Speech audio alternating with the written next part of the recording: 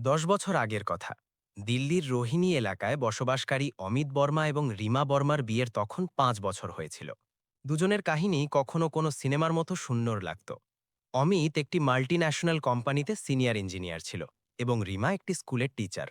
দুজনের দেখা হয়েছিল কলেজে। সেই প্রথম দেখায় প্রেম, সেই কফি ডেটস, সেই সাথে ভবিষ্যতের স্বপ্ন।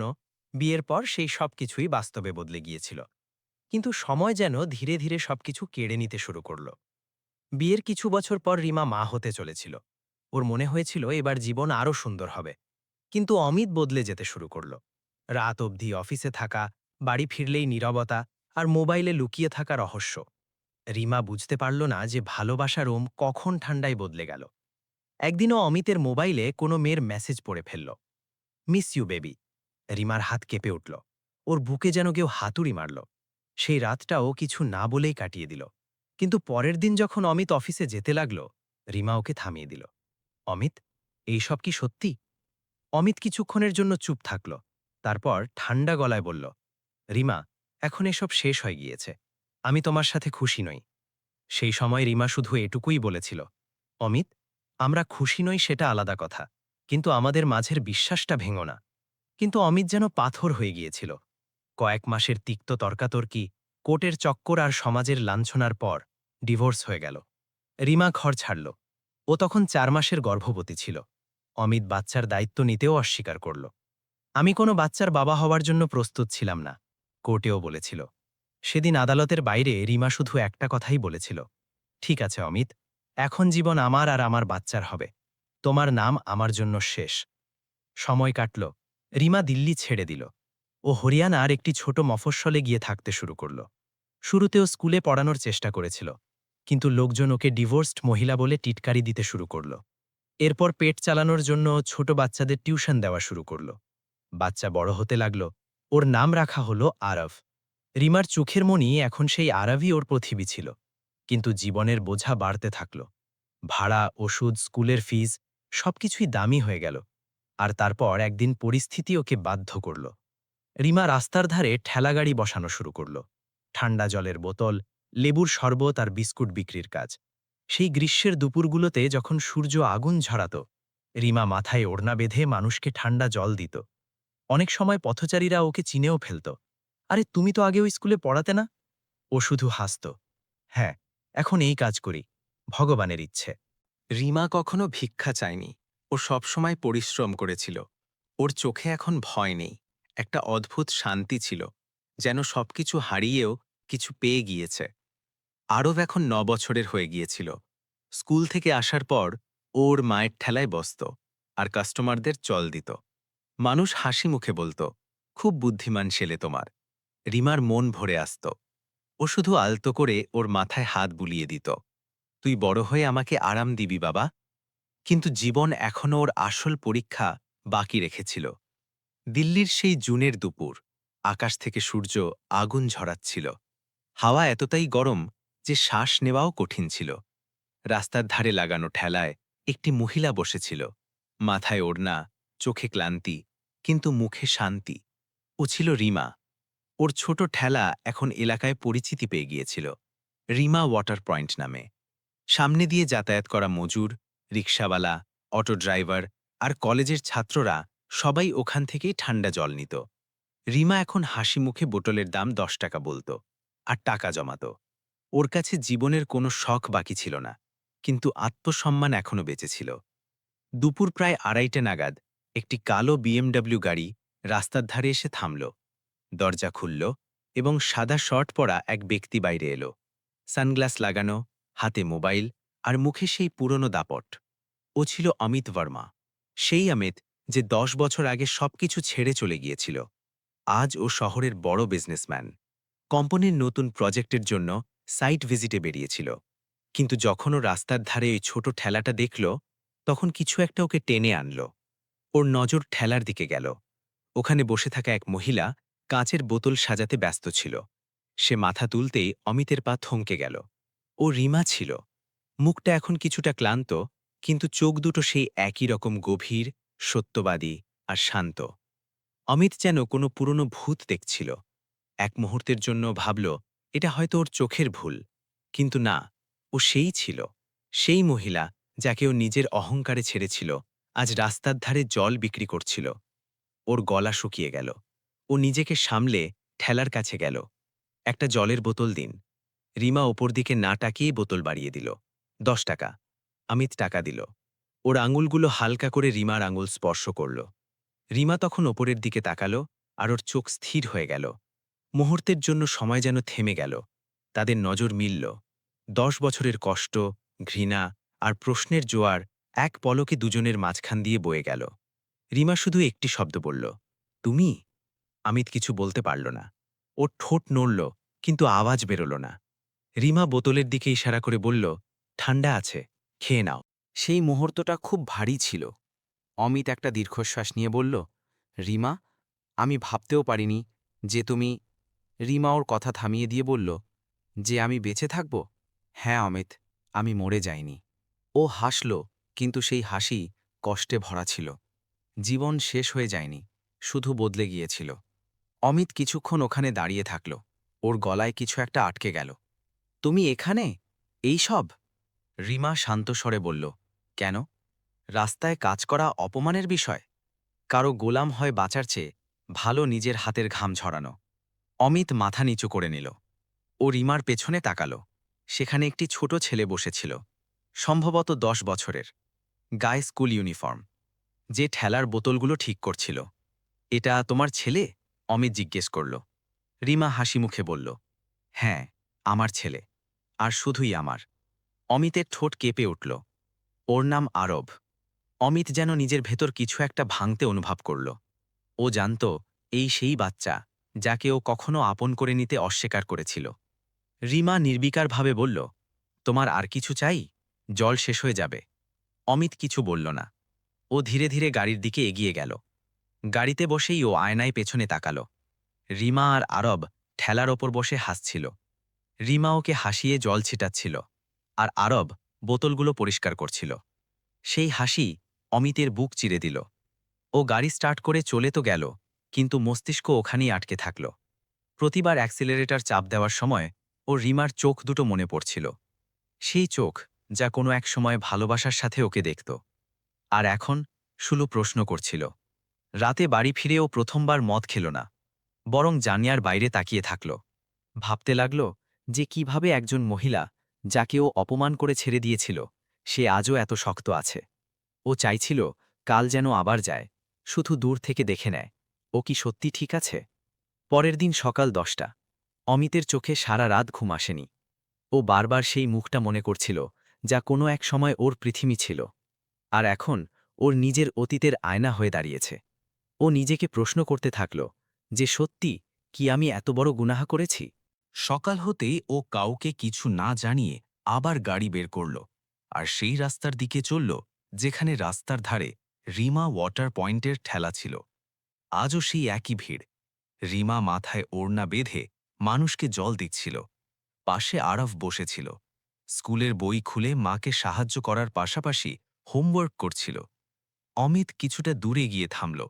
ও চাইছিল যেন কেউ ওকে চিনতে না পারে।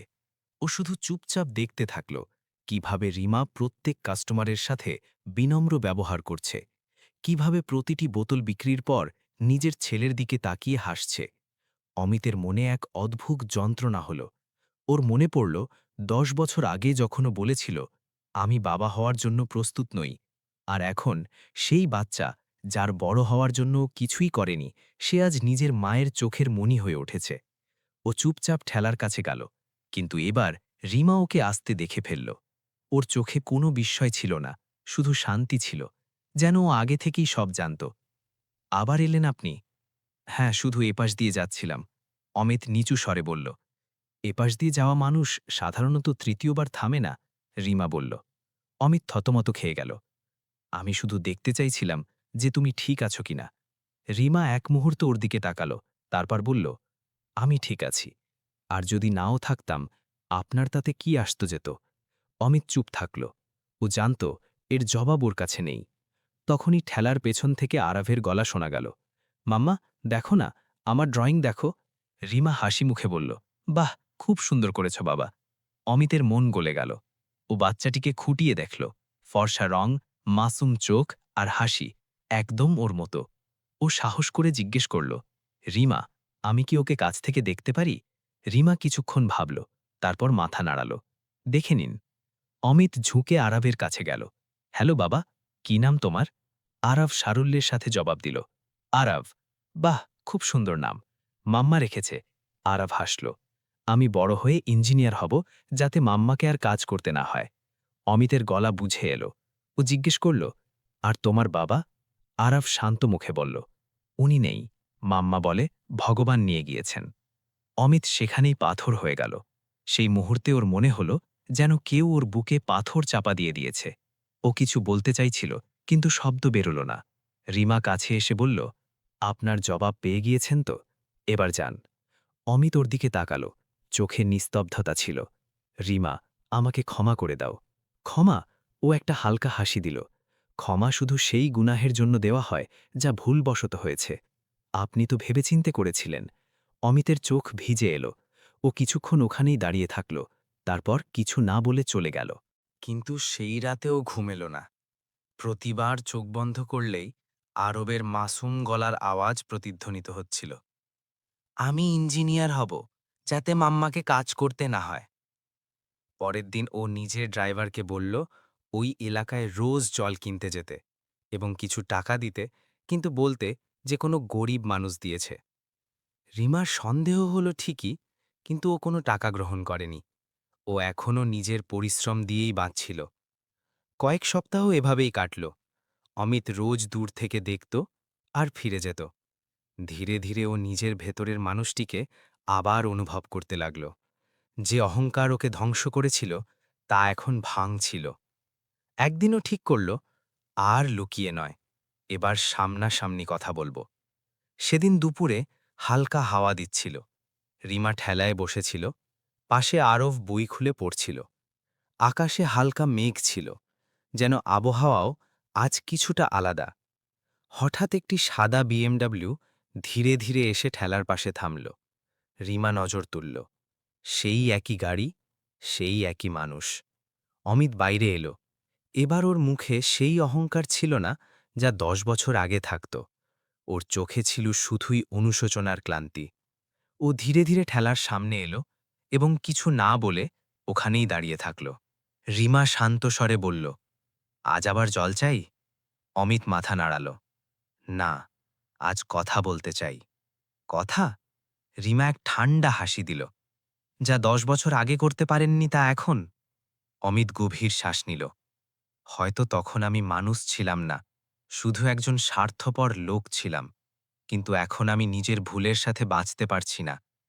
রিমা ওর দিকে তাকাল। ভুলের উপলব্ধি তখনই হয় যখন সব কিছু হারিয়ে যায়। আর তুমি তো অনেক কিছু হারিয়েছ অমিত। সেই মহিলা যে তোমার সাথে সব অবস্থায় থাকতে চেয়েছিল, আর সেই বাচ্চা যে তোমার নামের অধিকারী ছিল। অমিতের চোখ জলে ভরে এলো। রিমা, আমি প্রতি রাতে নিজেকে ধিক্কার জানাই। আমি যা করেছি তা শুধু তোমার সাথে নয়, নিজের সাথেও অন্যায় ছিল। আমি নিজের পুরুষত্বের অহংকারে সেই ঘর ভেঙে দিয়েছিলাম যা তুমি ভালোবেসে বানিয়েছিলে। এখন শুধু একটা সুযোগ চাই, মাত্র একটা। রিমা রাগে নয়, বরং ক্লান্ত স্বরে বলল, কিসের সুযোগ? ক্ষমার, নাকি আবার ভেঙে দেওয়ার? অমিত চুপ থাকল। আমি জানি তুমি আমাকে ক্ষমা করতে পারবে না, ও ধীরে ধীরে বলল, কিন্তু অন্তত এটুকুই অধিকার দাও যেন নিজের ছেলেকে চিনতে পারি, ওকে দেখতে পারি, শুধু একবার। রিমার চোখ ভিজে এলো। ও আরবের দিকে তাকিয়ে থাকল, যে তখনও নিজের বইয়ে মগ্ন ছিল। ও ভাবছিল, ওকে কি সত্যিটা জানানো উচিত? এই বাচ্চাটি কি সেই মানুষটিকে নিজের বাবা বলতে পারবে, যে ওর মাকে একা ছেড়ে দিয়েছিল? ও ধীরে ধীরে ডাকল, আরব। হ্যাঁ মাম্মা। এদিকে এসো বাবা। আরব দৌড়ে এলো। অমিত ওর দিকে তাকিয়ে থাকল যেন ওর শ্বাস থেমে গিয়েছে। রিমা কাঁপা গলায় বলল, বাবা, ইনি তোমার পাপা। মুহূর্তের জন্য পৃথিবী যেন থমকে গেল। আরব নিজের বড় বড় চোখ দিয়ে অমিতকে দেখল। পাপা? ও এক পা পিছিয়ে গেল। তারপর মায়ের দিকে তাকিয়ে বলল, তুমি মিথ্যে বলছো না তো? তুমি তো বলেছিলে পাপা ভগবানের কাছে চলে গিয়েছেন। রিমার চোখ থেকে জল গড়িয়ে পড়ল। আমি মিথ্যে বলিনি বাবা, কারণ সেই সময় তোমার পাপা আমার জন্য মরে গিয়েছিলেন। অমিতের ঠোঁট কেঁপে উঠল। ও নিচু হয়ে বসে বলল, বাবা, আমি জানি আমি খুব বড় গুনাহ করেছি। আমি তোমার মাম্মাকে খুব কষ্ট দিয়েছি, কিন্তু আমি এখন বদলে গিয়েছি। আমি শুধু চাই তুমি আমাকে একবার ক্ষমা করে দাও। আরাফ চুপ ছিল। ওর চোখে দ্বিধা ছিল। আপনি মাম্মাকে কাঁদিয়েছেন? অমিতের মাথা নিচু হয়ে গেল। হ্যাঁ বাবা, অনেক কাঁদিয়েছি। তাহলে এখন আপনি কেন এসেছেন? কারণ এখন আমি চাই তোমার মাম্মা যেন আর কোনোদিন না কাঁদে। রিমা এসব শুনছিল। ওর মনে ঝড় বইছিল। ও বুঝতে পারছিল না এই মানুষটিকে ফিরিয়ে দেবে নাকি ওর চোখে দেখা অনুশোচনাকে গ্রহণ করবে। আরাফ মায়ের দিকে তাকালো। মাম্মা, আমি কি পাপাকে এক গ্লাস জল দেব? রিমার গলা ধরে এলো। ও মাথা নাড়াল। আরফ ঠান্ডা জল এনে অমিতের হাতে দিল। নিন পাপা, ঠান্ডা আছে। অমিতের হাত কেঁপে উঠল। ও জল খেতে পারল না। চোখ থেকে জল পড়তে থাকল। রিমা ধীরে ধীরে বলল, দেখো অমিত, আমি তোমাকে ঘৃণা করি না, কারণ ঘৃণা করার শক্তিটুকুও এখন আর অবশিষ্ট নেই। কিন্তু ভালোবাসা, সেটা শেষ হয়ে গিয়েছে। আমি এখন কোনো সম্পর্কের নামে আবারও ভেঙে যেতে চাই না। আমি শুধু আমার ছেলের পৃথিবীটা বাঁচাতে চাই। অমিত মাথা নিচু করল। আমি বুঝতে পারছি। আমি এখন আর কিচ্ছু চাইব না। শুধু তোমাদের আশেপাশে থাকতে চাই, যাতে কখনো যদি তোমার বা আরবের প্রয়োজন হয়, তবে আমি যেন সেখানে থাকতে পারি। রিমা কিছু বলল না। ওর ভেতরে একটা ঝড় ছিল, কিন্তু কোথাও গভীরে এক স্তব্ধতাও ছিল। ও জানত যে এই মানুষটি নিজের পাপের সাথে লড়ছে, আর হয়তো এখন সত্যিই বদলে গিয়েছে। সেই রাতে রিমা ঘুমের মধ্যে আরাবের মাথায় হাত রাখল। ছেলেটি হাসছিল। ও বলল, মাম্মা, পাপা খারাপ না, উনি শুধু দেরিতে ভালো হয়েছেন। রিমার চোখ দিয়ে অশ্রু বেরোল। ও আকাশের দিকে তাকিয়ে হাসল। কখনো কখনো ভগবানও দেরিতে বিচার করেন, কিন্তু বিচার অবশ্যই করেন। 6 মাস কেটে গিয়েছে। সেই গরম এখন ধীরে ধীরে ঠান্ডা হাওয়ায় বদলে গিয়েছে। রিমা এখনও নিজের ঠেলাতেই কাজ করে, কিন্তু এখনও একা নয়। পাশে আরব আর কিছুটা দূরে দাঁড়িয়ে থাকা অমিত রোজ আসে, সাহায্য করে, আর তারপর চুপচাপ চলে যায়। এখনও কোনো অধিকার নিয়ে আসে না, বরং এক দায়িত্ববোধের জায়গা থেকে আসে। রিমা ওকে আটকায় না, আর আরব এখন ওকে পাপা বলে ডাকতে শুরু করেছে, এক অজানা আপনত্বের সাথে। শুরুতে লোকে নানা কথা বলতো, ওই দেখো, সেই মহিলা যার স্বামী ওকে ছেড়ে গিয়েছিল, এখন সেই লোকটা রোজ ওর কাছে আসে। কিন্তু রিমা এইসব কথার জবাব দিয়েছে নিজের নিস্তব্ধতা দিয়ে, কারণ ও শিখে গিয়েছিল যে সত্যি হয় তাকে আর সাফাই দিতে হয় না। অমিত এখন নিজের কোম্পানির সাথে সাথে নিজের ভেতরের শূন্যতাকেও ভরার চেষ্টা করছিল। ও রোজ বিকেলে ঠেলায় আসত, বাচ্চাদের ঠান্ডা জল দিত, কখনো আরফকে হোমওয়ার্ক করতে সাহায্য করত, কখনো কাস্টমারদের জন্য চেয়ার এগিয়ে দিত। লোকে হাসত, কিন্তু রিমার মনে একটা শান্তি ছিল। ও এখন ওকে একজন অনুতপ্ত মানুষ নয়, বরং বদলে যাওয়া মানুষ হিসেবে ভাবতে শুরু করেছিল। এক বিকেলের দৃশ্য। সূর্য ডুবছে। রাস্তার ধারে হালকা হাওয়া বইছে। রিমা আর আরফ ঠেলা গুছিয়ে নিচ্ছিল। অমিত গাড়ি থেকে নেমে বলল, রিমা, আমি ভাবছিলাম যে তুমি চাইলে আমরা ঠেলাটা কোনো দোকানে শিফট করে দিই। ভেতরে পাখা থাকবে, রোদ লাগবে না। রিমা হাসি মুখে বলল, রোদ এখন অভ্যেসে দাঁড়িয়ে গিয়েছে অমিত, আর পাখা ঠান্ডা হাওয়া দেয় না, অনুভূতি দেয়। সেটা তো আমি এখন ছেলের হাসিতেই পেয়ে যাই। অমিত চুপ হয়ে গেল। ও জানত যে এই মহিলাটি ওকে জীবনের বড় শিক্ষা দিয়ে দিয়েছে, আত্মসম্মান আর পরিশ্রমের বাঁচার শিক্ষা। আরও এগিয়ে এলো, বাবা, কাল আমার স্কুলে প্যারেন্টস ডে, আপনি আর মাম্মা দুজনেই যাবেন না? রিমা কয়েক মুহূর্ত ভাবল, তারপর ধীরে ধীরে বলল, হ্যাঁ বাবা, দুজনেই যাব। অমিতের মুখে হালকা হাসি এলো, হয়তো 10 বছর পর প্রথম কোনো সত্যিকারের হাসি। পরের দিন স্কুলের মাঠ বাচ্চাদের হাসিতে মুখরিত ছিল। আরব মঞ্চে দাঁড়িয়ে ভাষণ দিতে শুরু করল, আমার নাম আরব, আর আমার মাম্মা আমার হিরো। উনি আমাকে শিখিয়েছেন গরিব হওয়া খারাপ নয়, কিন্তু পরিশ্রম ছেড়ে দেওয়া খারাপ। আর এখন আমার পাপা আমাকে শিখিয়েছেন যে ভুল করা মানুষ যদি সত্যি বদলে যায়, তবে তাকে ক্ষমা করে দেওয়া উচিত। কারণ মনুষ্যত্ব মানে শুধু ত্যাগ করা নয়, কারো ফিরে আসার সুযোগ রাখাটাও একটা বড় গুণ। সারা মাঠ হাততালিতে ফেটে পড়ল। রিমার চোখ থেকে জল গড়িয়ে পড়ল, আর অমিতের চোখ ভিজে গেল। অমিত ধীরে ধীরে রিমার দিকে তাকালো। ধন্যবাদ রিমা, তুমি আমাকে আবারও মানুষ করে তুললে। রিমা শান্ত হাসির সাথে বলল, অমিত, আমি তোমাকে পুনরায় আমার জীবনে হয়তো ফেরাতে পারব না, কিন্তু তোমাকে তোমার ভুলের বোঝা থেকে মুক্ত অবশ্যই করতে পারি। ও সামনের দিকে ঝুঁকে বলল, আমি তোমাকে ক্ষমা করে দিলাম। অমিতের ঠোঁট কেঁপে উঠল। ও নিজের চোখের জল লুকানোর চেষ্টা করল, কিন্তু রিমা মাথা নিচু করে বলল, এখন আমাদের গল্প শেষ হয়ে যায়নি, শুধু বদলে গিয়েছে। এখন এই সম্পর্ক স্বামী স্ত্রীর নয়, বরং দুজন মানুষের, যারা একটি বাচ্চার জন্য আর মনুষ্যত্বের জন্য বেঁচে আছে। কয়েক মাস পর রিমা এখন ঠেলা থেকে দোকানে পৌঁছে গিয়েছে। রিমা ড্রিঙ্কস অ্যান্ড স্ন্যাক্স, নীল রঙের বোর্ডে লেখা ছিল। দোকান পরিষ্কার পরিচ্ছন্ন। আরব কাউন্টারে বসে আছে, আর অমিত পাশের চেয়ারে বসে কাস্টমারদের ঠান্ডা জল পরিবেশন করছে। একজন বৃদ্ধ পথচারী হাসি মুখে বললেন, বাবা, তোমার জল খুব ঠান্ডা, কিন্তু তোমার কাহিনী তার থেকেও বেশি হৃদয়কে শীতল করে দেয়। রিমা হাসল, কারণ এর মধ্যে পরিশ্রম, ক্ষমা আর মনুষ্যত্ব তিনটেরই স্বাদ আছে। অমিত আকাশের দিকে তাকাল। রোদ এখন আর খুব তীব্র মনে হচ্ছিল না, হয়তো এই কারণে যে ওর ভেতরের সত্যতা ফিরে এসেছে। শিক্ষা, কখনো কখনো জীবন আমাদের ভেঙে নতুন করে গড়ে তোলে। রিমা আর অমিতের কাহিনী এটাই বলে যে ভুল করা মানুষ যদি সত্যি অনুতপ্ত হয়, তবে ক্ষমা করাটাই মনুষ্যত্ব। কিন্তু ক্ষমার মানে পুরনো সম্পর্ক ফিরে পাওয়া নয়, বরং এক নতুন উপলব্ধি। কারণ মনুষ্যত্ব সবসময় সম্পর্কের চেয়ে বড় হয়।